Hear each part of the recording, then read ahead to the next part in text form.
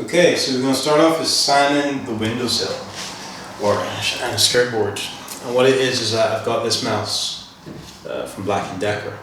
Bought it from B&Q. Now the thing is that, as you can see, what I've done is I put some masking tape down first, so that when I'm actually doing the sanding of the mouse, I could just simply glide it off of the masking tape, not damaging the floor, not damaging too much of the sandpaper.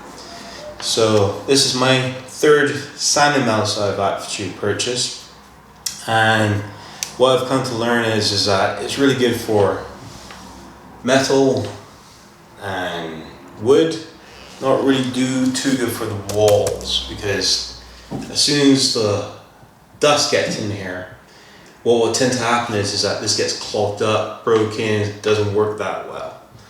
So what type of sandpaper can you get? You can get loads of different types of grades, and you could get 120, you could get 240. I've seen some people use this on cars and stuff. I wouldn't recommend it. I'll probably get a sanding block instead. But if you want to be able to sand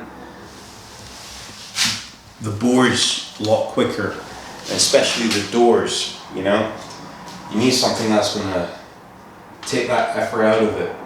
So I think if I use a sanding block, this whole room will probably take me at least 2 days. Well, take me 2 days, probably take a younger person 1 day.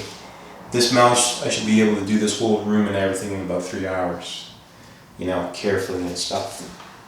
So you want to consider getting yourself a mouse. If you're doing it in your room, you don't need a reel. Goes into anywhere. And how noisy is it? A little bit noisy, because this one's a little bit old. When I got it when it was brand new, it wasn't so noisy, but